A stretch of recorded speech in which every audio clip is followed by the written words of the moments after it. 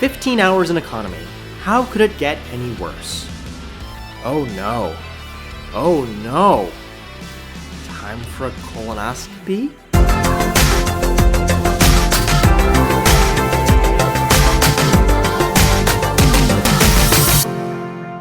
I returned home from Australia on Qantas Flight 7, an A380 flying from Sydney to Dallas in roughly 15 hours. At the time of this video, it's the 7th longest flight in the world. I redeemed 40,000 American Airlines miles for the award. Unfortunately, no business or first class award space opened up, and American Airlines doesn't let you book premium economy on awards, so I was stuck in economy. At check-in, I noticed the rear of the aircraft was nearly empty, so I changed my seat and prayed I'd have an empty seat next to me. At this point, a Qantas employee came over to my kiosk and started asking me probing questions. While this is often expected on flights to the US, these questions were more prodding than usual. One glance at my boarding pass and I could see why. I had been 4S'd. Secondary security screening selection is no fun. It means you've been flagged as a higher security risk and requires significant additional screening. I suspect I had it as I had booked a one-way award ticket. The fact I had a second one-way award ticket out of the United States didn't seem to register. I made it a point to check out 2 lounges in Sydney. I first went to the American Express Centurion Lounge on the main level. Although these lounges are great in the United States, the one in Sydney is contracted out and significantly smaller. When I first arrived, it was packed, though emptied out as morning flights departed. There was a modest selection of breakfast and lunch items, and there was no time restriction on serving alcohol. There were also great views of the tarmac.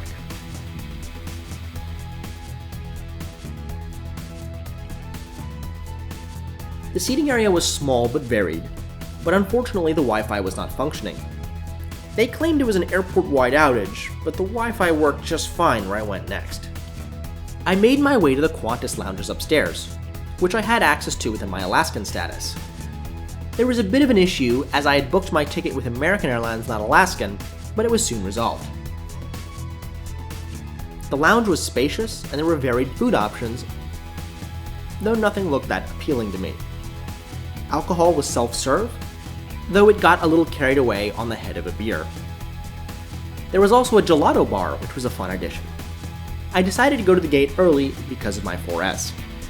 The agent was surprised that I knew what it meant, and we chatted briefly before she tried to put on a straight face and tell me that I had been randomly selected by the airline for additional screening.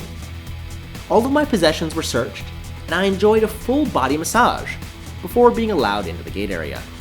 Boarding an A380 is quite an experience. There are 3 boarding gates, one for the upper deck of business class and premium economy, one for first class, and a final one for economy on the main deck. The interior has very large bins, though not as large as on the 787. There's extra space between the window seat and the window, and legroom is sufficient.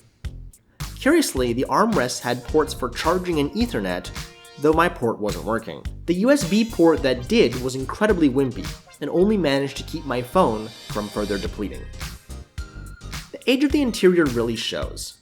The seats are falling apart,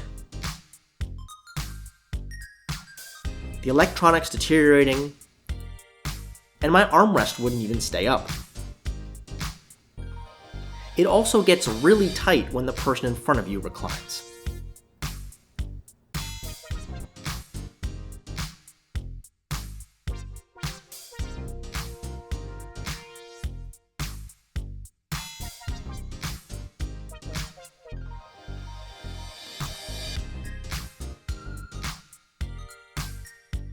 After takeoff, water was served, and I was handed a modest amenity kit, which is a surprise in economy. Meal service was a bit of a mess. A lot of folks had pre-ordered special meals online and were served first. They were asking for seconds or refills of drinks before the majority of passengers had even been served.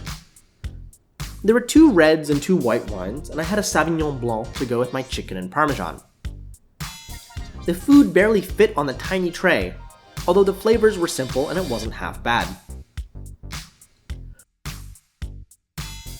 For dessert, there was an Eton mess, which is a moussey thing with tangy fruit seeds apparently served at Eton College. Fortunately, my row was indeed empty, so I created my own first-class bed. As the armrests would not stay up, I MacGyvered a solution by tying two headsets together. With some wine, an eye shade, and melatonin, I managed to sleep for most of the flight. The lavatories are spacious enough, and there were self-serve drinks and snacks in the galley. I've covered Qantas's in-flight entertainment system in a previous video, but in short, it's sufficient, though the interface is sluggish and clunky. As we passed the Baja Peninsula, breakfast was served. They had run out of the fruit option, so I had a frittata. They had also run out of muffins, but were able to find some later. Overall, it was pretty flavorless, though the muffin was good.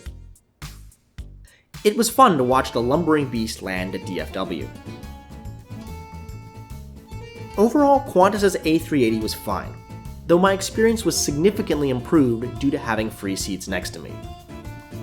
The product isn't particularly comfortable and is showing its age.